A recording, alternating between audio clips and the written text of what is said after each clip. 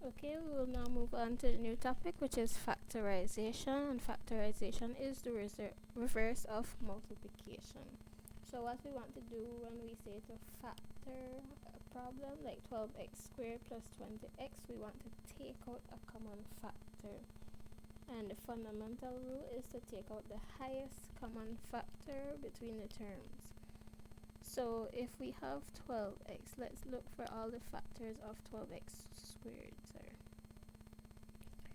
So factors which can go into 12x squared, that will be 1 can go into 12x. Let's look at the number first. 1 could go into 12, 2 can go into 12, 3 can go into 12, 4, 6 and 12. Factors of x squared, that will be x and itself x squared. Now if we look for the factors of 20x, factors of the number 20, we have 1, 2, 4, 5, 10, 20. And for x, we have x. And also 1 can go into our variables. So what would be the highest common factor between 12x squared and 20x? The highest common, we have 1, 2, 3, 4, 1, 2, 4, 5. Okay. 4 would be the highest common number that can go into 12 and 20. And the highest variable that can go into x squared and x would be x. Usually when we have the variables, our highest common factor for the variables would be the variable with the lowest exponent, because x squared cannot go into x and give us a positive value. Okay, so our highest common factor is 4x. So we take out 4x and we open a bracket, and what we do now is divide 4x into each of our terms. So 4x into 12x squared, 4 into 12 is 3, x into x squared is x. We have a plus sign here.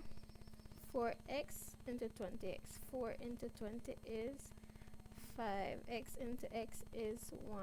So 5 times 1 is 5, we leave that as 5. And that's it. We factored 12x squared plus 20x. Look at another example. 7x minus 21. A lot of this we can do mentally. So we say, what's our highest common factor between 7x and 21? Our highest common factor can only be a number because 21 does not have a variable to go with it.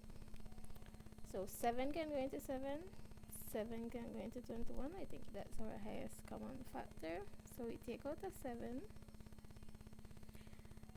I pretty much did the first example mentally just now to show you step by step. If we say we take out 7, then we need to divide each term by 7. So we need to say 7x divided by 7 minus 21 over 7. So 7x divided by 7 will give us x, and 21 divided by 7 will give us 3. Okay, so that's really the way how you think about it, but I did the first one mentally. Third problem, 6x squared minus 18x. Common factor between 6x squared and 18x is 6 for the number or coefficient. 6 can go into 6, 6 can go into 18. And x can go into x squared, x can go into x. Remember, that's the common variable with the lowest exponent. So the lowest exponent here is 1, which we write as x. Remember, we open a bracket, so we take out our highest common factor, we open a bracket, and then we divide each term by our highest common factor. So 6x squared divided by 6x, or if you say 6x into 6x squared, that will leave us with x. Minus, we have a minus sign here, 6x into 18x will leave us with 3. And that's it. Very simple so far. What if we have 9x cubed plus 18x squared plus 27x? What is our highest common factor here? The highest number that can go into all three terms is 9, and our common variable that can go into all three terms is x. Just x, because that has the lowest exponent in the three terms. So we take out 9x. Open our bracket. 9x into 9x cubed leaves us with x squared. 9x into 18x squared will leave us with 2x. 9x into 27x will leave us with 3. Okay? Remember, I'm dividing my number by number and my variable into my variable. If I have 5x squared y plus 25x y squared, the highest common number that can be divided into both terms would be 5.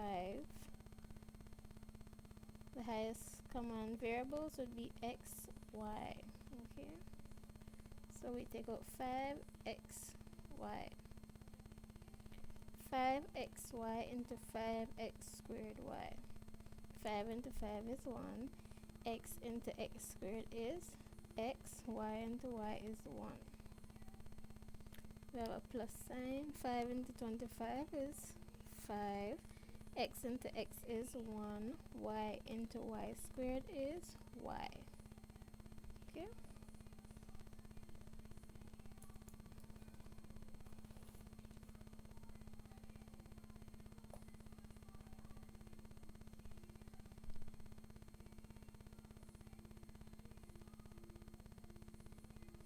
So now if I have 16ab minus 8b squared, my highest common factor here would be 8b, right? The highest number that can go into both numbers is 8, and the variable that can go into both terms, b.